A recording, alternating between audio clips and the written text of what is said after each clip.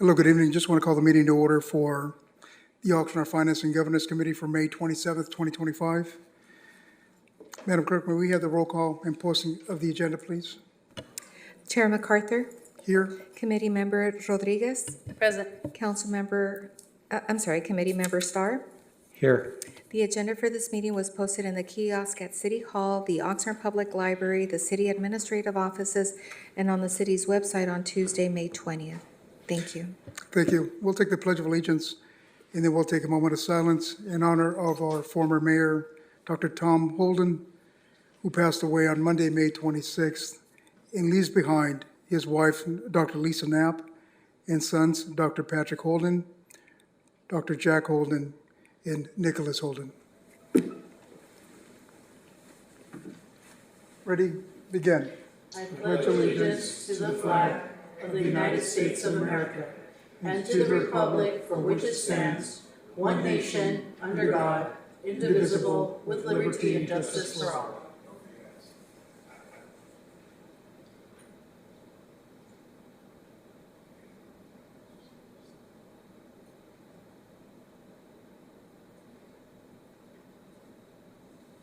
Thank you, everyone. Thank you.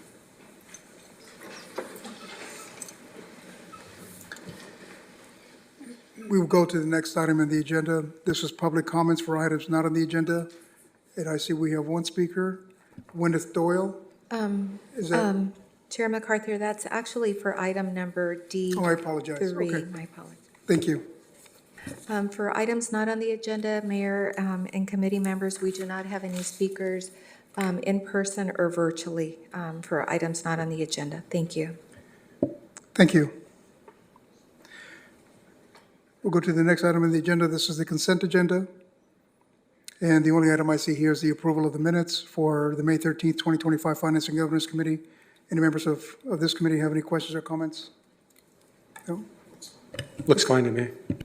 Okay, I move to approve the minutes. Thank you. I'll second that. Committee Member Rodriguez, Aye. Committee Member Starr, Here. Chair Aye. MacArthur, Aye. and Chair MacArthur, Yes, and the motion carries 3-0. Thank you. thank you. We'll move to the next item on the agenda. This is item D1, Annual Investment Policy and Delegation of Investment Authority. The recommendations that the Finance and Governance Committee recommend that the City Council, number one, adopt a resolution adopting fiscal year 2025-26 investment policy for the City of Oxnard, and two, adopt a resolution delegating investment authority to the City Chief Financial Officer. And we have Mr. Javier Chagoyan Lazaro here to answer any questions. Any committee members have any questions of staff on this item? Yes. Go ahead, Councilmember. Yeah, and I guess my question is more for legal counsel on this. Can you tell me how we can legally do this? I might push back on you, but how is it that we can legally delegate the investment authority to the city chief financial officer? So as stated in the staff report, the California Government Code allows for this type of delegation to certain professionals with training, specialization, and that is the way it was done last year, and that's the way it's being proposed again for this year. Right. So I'm going to push back, and maybe you can tell me where I'm wrong here. So I'm looking at the two government codes that are referenced in the staff report, 53060, which says that the legislative body may contract with and employ any person for these various services. And I do see similar language in 37103.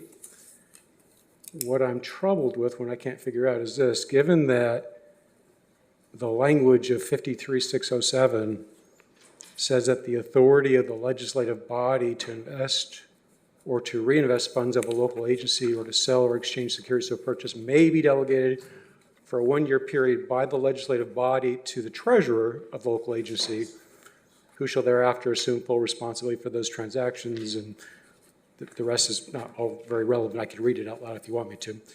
So my issue here is that it seems like we have something very specific as far as, the requirements here. And, just kind of like, borrowing from an old Latin legal phrase, expressio unius est exclusio alterius, which means to express or include one thing implies the exclusion of the other or of the alternative.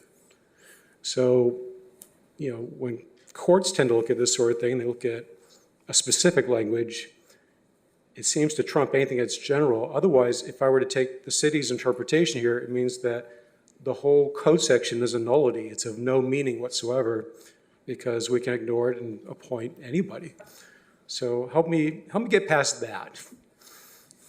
Are you asking this of the city attorney? Yes. Okay. So there are other statutes that make similar delegations to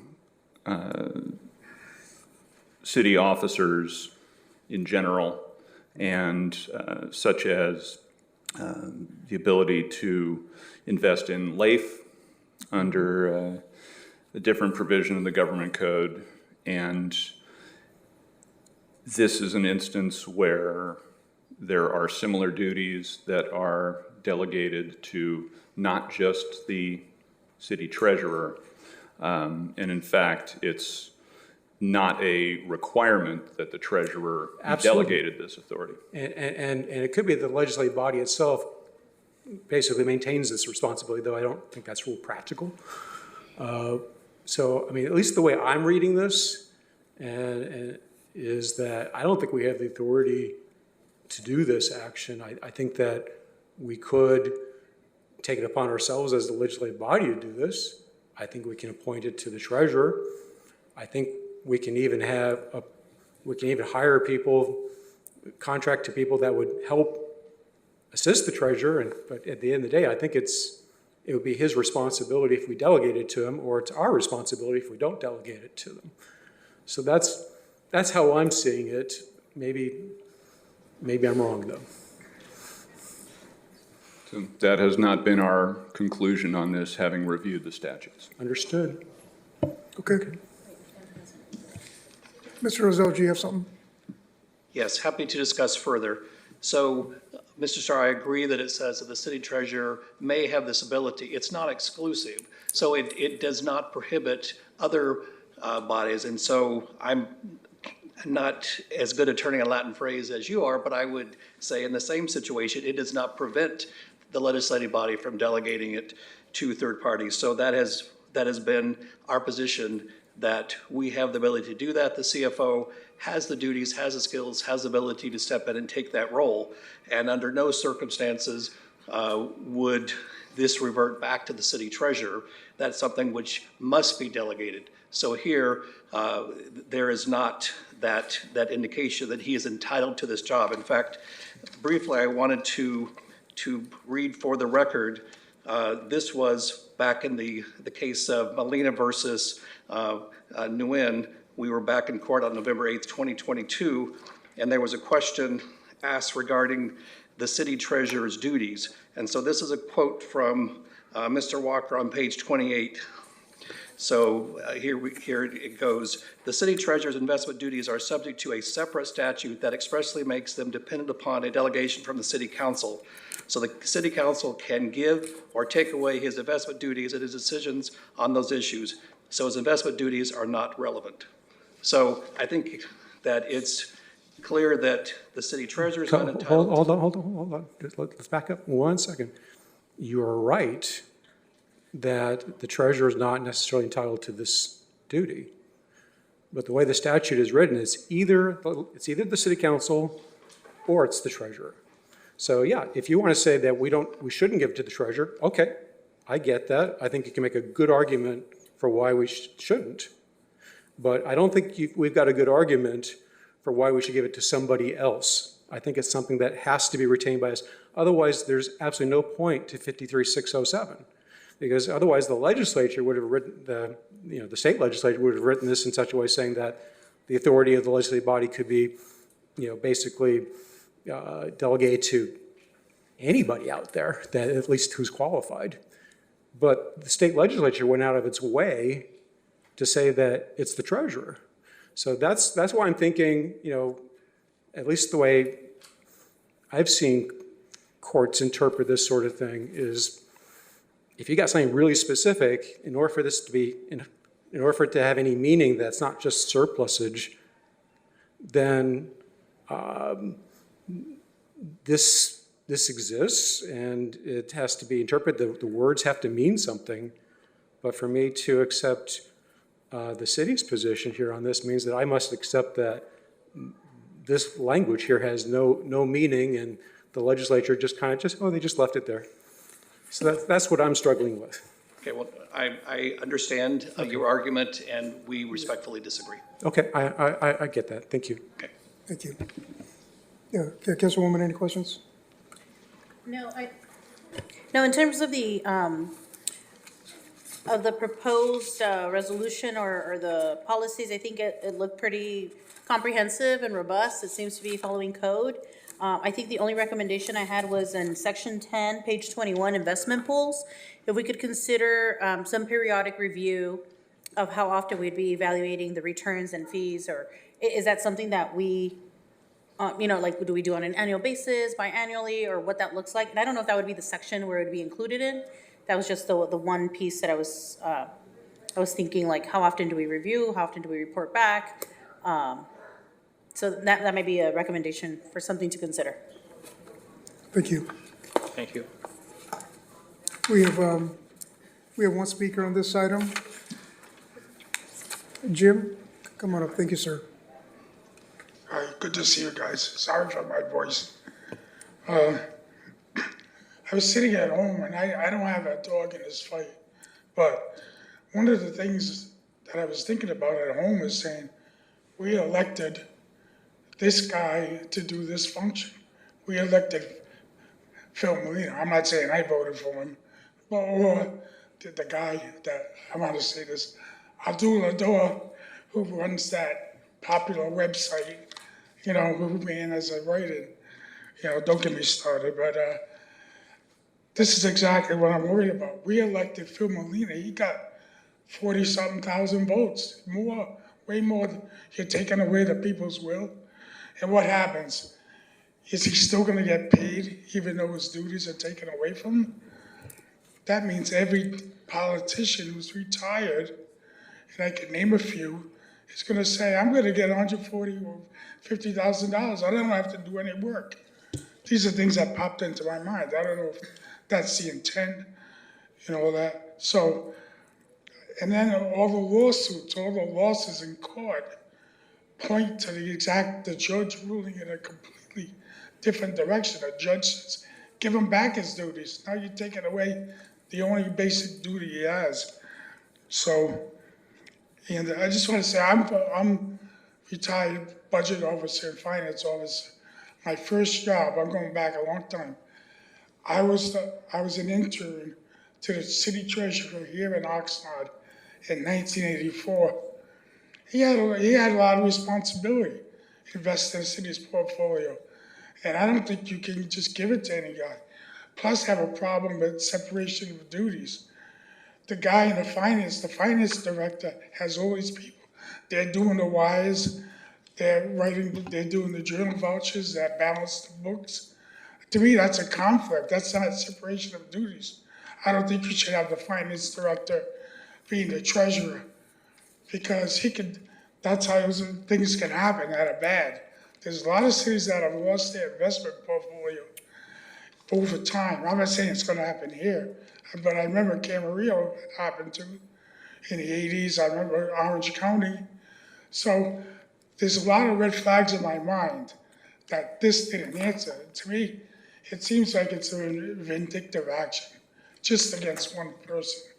And I don't see how it helps the city one way or the other. I'd rather have a treasurer, whoever it is. I don't care about the person who has a financial background.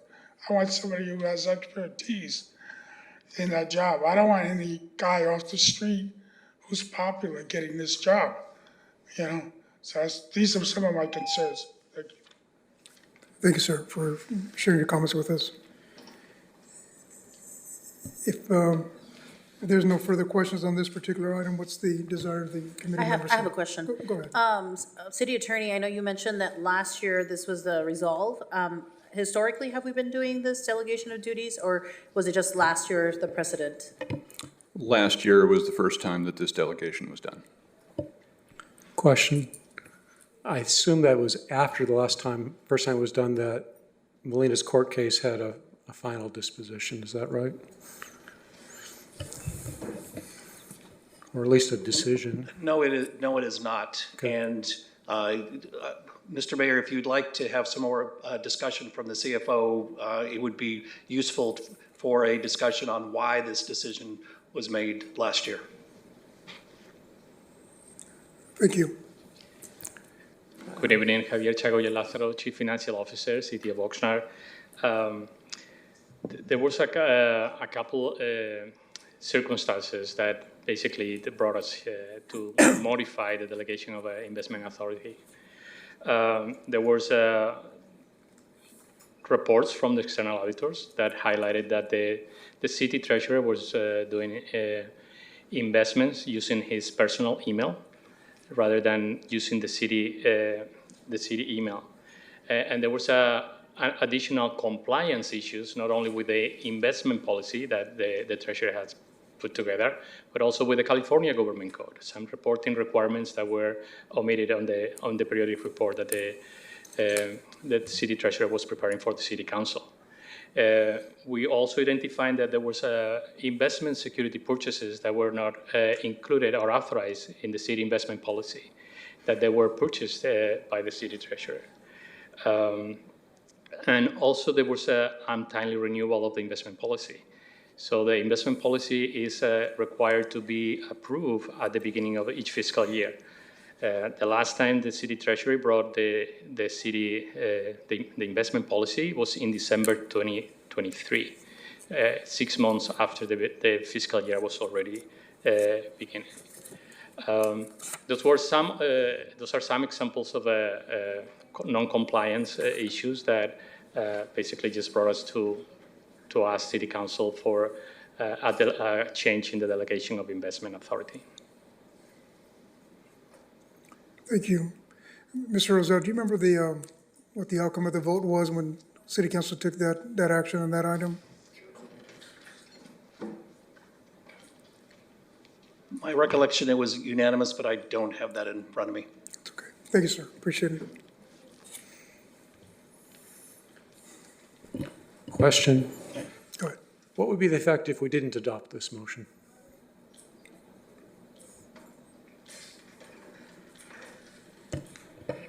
If you didn't adopt this motion, then I believe this would move forward to the council without a recommendation. And let me restate my question. What would be the effect if the city council didn't adopt the recommendations? Then we would be in a situation where we would have to have time devoted for council consideration of investment decisions. However, well, Okay, hypothetical. thank you. I have a question. Sure, I think Mr. Rosell has something to please add. Go ahead, Mr. Rosell. If I could just add on to what Mr. Fisher said. So if there's not, an annual delegation, as you know, is required every year. So if the delegation is not made, it reverts back to the legislative body, and then the legislative body would be in charge of those decisions. You would have the option to also hire an outside firm to handle that, most likely in consultation with your CFO. Thank you. Go ahead. Councilwoman. Yes, there was a few examples shared about non-compliance earlier. Can you tell me the consequences for us not being in compliance and why the logical thing, or at the moment, the council voted in support of that? So we were out of compliance for 6 months when a report was due in June, and it wasn't done until December, and you shared a few other examples.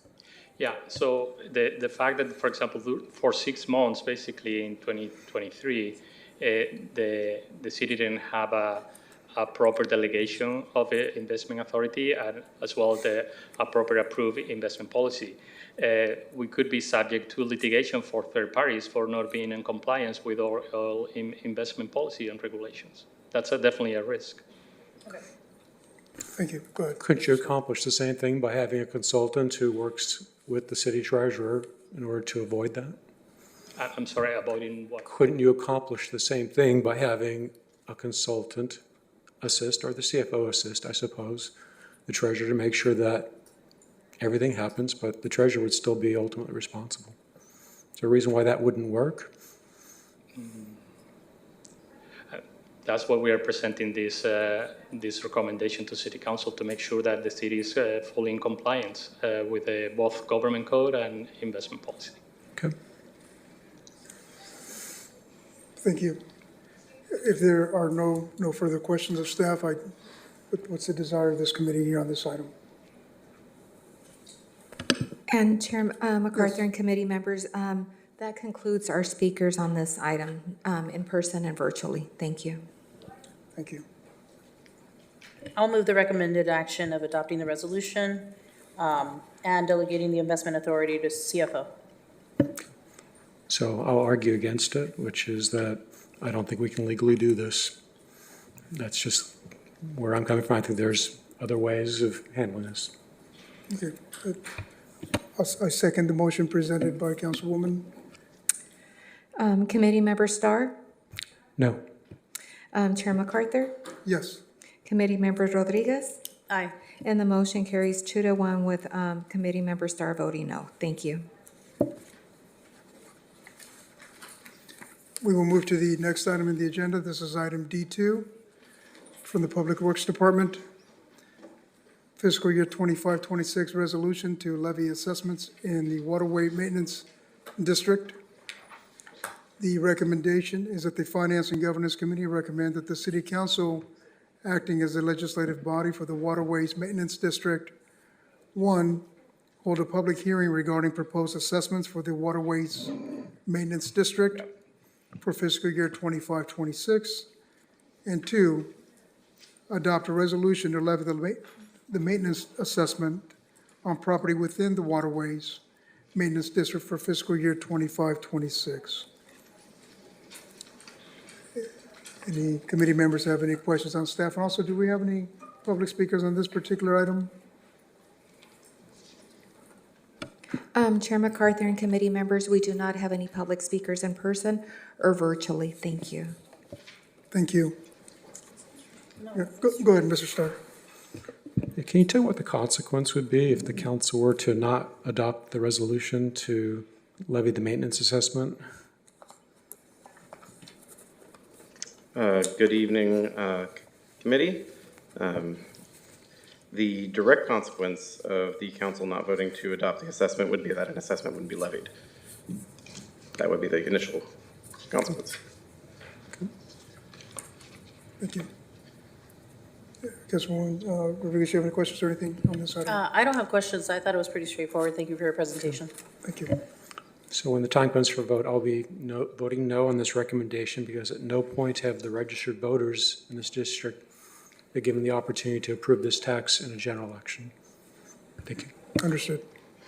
Thank you. I make a motion to adopt the recommended action. And I second that motion.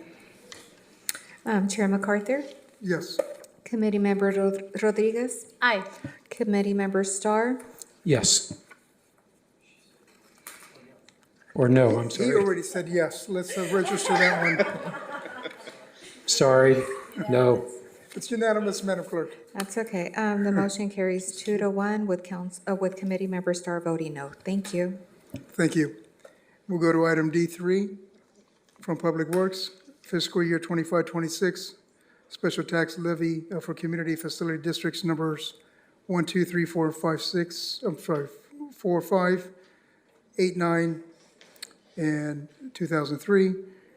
Recommendations of the Finance and Governance Committee recommend that the City Council, acting as the legislative body for community facilities districts, otherwise known as CFDs, numbers 1, 2, 3, 4, 5, 8, 9, and 2003. 1, adopt a resolution setting a special tax rate within CFD number 1, which is the Westport at Mandalay Bay for fiscal year 25-26. Adopt a resolution setting a special tax rate within CFD 2, Westport at Mandalay Bay for fiscal year 25-26. Adopt a resolution setting a special tax rate within CFD number 3, Seabridge and Mandalay Bay for fiscal year 25-26. Adopt a resolution setting a special tax rate within CFD 4, Seabridge and Mandalay Bay for fiscal year 25-26. 5, adopt a resolution setting a special tax rate within CFD number 5, River Park for fiscal year 25-26. 5, adopt a resolution setting a special tax rate within CFD number 8, Sakioka Farms Business Park for fiscal years 25-26. 6, adopt a resolution setting a special tax rate within CFD number 9, North Shore and Mandalay Bay for fiscal year 25-26. 7, adopt a resolution setting a special tax rate within CFD number 2003, which is Oxnard Boulevard Highway 101 interchange for fiscal year 25-26. And lastly, authorize the Public Works Director or designee to execute an agreement for billing of direct assessments with the Ventura County Auditor Controller to provide the service of placement of direct assessments on the Ventura County secured tax roll. And Mr. Michael Wolf is here to answer any questions we may have. We also have a speaker on this item as well. And, go ahead. I just wanted to share ex parte communication, but I really think it was constituents just sharing their concerns. I met with CFD number 5 constituents about their concerns and support and issues. Thank you, noted. Anything? I didn't meet with anybody. I would like to hear from the speaker, but I'll have some questions afterwards. If we don't have any questions at this time, we'll go to the speakers. First, Mrs. Gwyneth Doyle.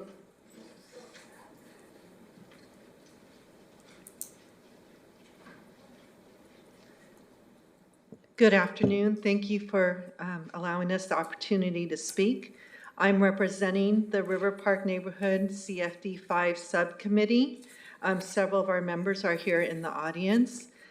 We have been working with the city staff on this budget item since November 2024 with special districts and city staff. We'd like to thank special districts for educating us and helping us to understand the budget process so that we can make an informed decision regarding how our CFD funds are allocated. And we'd like to thank the city staff for working with us as well. We agree with the recommendations within the budget, and we are requesting that the committee approve it as submitted to you. Thank you. Thank you, Ms. Doyle. Madam Clerk, just to confirm, that was the only speaker? Chair McCarthy and committee members, that was our last speaker in person, and we do not have any speakers virtually for this item. Thank you. I know, Mr. Shaw, you want to hear from staff on this item? Yeah, I do have some questions. Go ahead. So I guess first I have a request. So I'm looking at the resolutions for the CFDs for Seabridge. Right, and there is a reference to the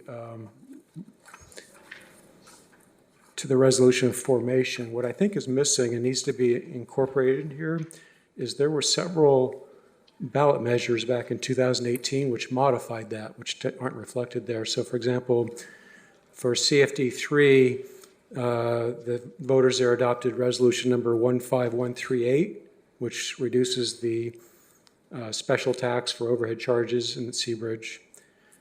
And then the voters also adopted resolution number 15104, reducing the maximum special tax in Seabridge, and that affects CFD 4, as well as resolution number 15139, which reduces the Harbor Patrol special tax in Seabridge CFD 4.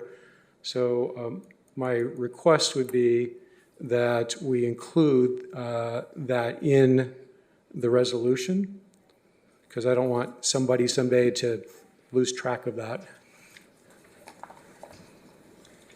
In the case of the River Park CFD, for River Park for CFD 5, the resolution does not make any reference to the modification made by voters in November 2024. And I think that's resolution 15805, which was called Measure I at the time. So I think that it would be appropriate to add some language here saying that that's been modified by the voters to reflect that change. So those are my requests. I guess my question is, would that be, is there any reason why that couldn't be included in the package for when it comes before council? I do not see any reason why, by the way, excuse me, Special District Manager Anthony Miller, good evening again, committee. I do not see any reason why we wouldn't be able to reference some of those resolutions. I'd have to read through them again to make sure that there's a specific place for them within the resolution. I do actually have the city's Special Districts Council who has helped draft these resolutions actually last year on the call here as well. And I don't believe there's a specific question that he may be able to address in further than what I have just said, but it is something that we can absolutely look into, including the language on. Yeah, that'd be great. So I do have some questions. So one thing is that I really didn't see how the amounts were arrived at. You know, there is a reference to an NBS report, which is not included in the packet, and nor is it online. When I look online, I don't see the report for last year. The most recent report I see is for 2023, 2024. I don't see the one for 2024, 2025. So my request is that a document or documents be included with the staff report for the council, full council, that shows the calculations and how those calculations compare to the previous year. We've had reports in the past where that has been shown. I think it was a good practice, and I think it would be good if the city can go back to doing that again. Is that something that can be reasonably accomplished, do you think? So there are two specific. So the specific report that is referenced in the resolutions actually refers to the final billing detail report, which is in the packet. Okay. Now those billing detail reports are effectively that's the tax roll. So those property classifications in which assessment, or sorry, excuse me, at which levy rate that they're at are reflected within those documents. Now that can be absolutely tabulated and placed into a table. And it is something that is performed, if I'm quoting the code correctly, it's performed, I believe, by December 31st of every year during the annual reporting process. But it's not something that is referenced within these specific resolutions exactly. Right. So I guess what I'm saying is, as a council member, I would just like to be able to see the report, which for how we come up with these figures, because we had some latitude as a city for how much this assessment could be, and somehow we came up with this amount overall. But there's nothing in this report, nor is there anything that I could see online that would tell me how we came up with these numbers. I'm not saying the numbers are wrong. I'm just simply saying that I have no basis to come to any conclusion based on just looking at this report. And I'll also add that, so I don't see anywhere in the report, I think I mentioned this sort of, that how much taxes are being increased or perhaps decreased from the previous year in each of the CFDs. I did take a spot check looking at CFD 5, looking at the previous year's report, and I do see that in the case of CFD 5 that the tax was actually decreased by 2.6%, which is great. But I guess my request would be that the staff report make mention of the changes in the tax rate, ideally by parcel, which is something this city has done in somewhat recent years, maybe not the last few. So if I'm hearing you correctly, you just want some comparables. Yeah, I want comparables. I want so that if a member of the public looks at the report, or if we look at this report, we could easily see, oh, okay, this address, the property tax has gone up by this much, or it's gone down by that much. Right now, this is just basically saying, hey, this is what we want to charge, and we're done. let's approve it.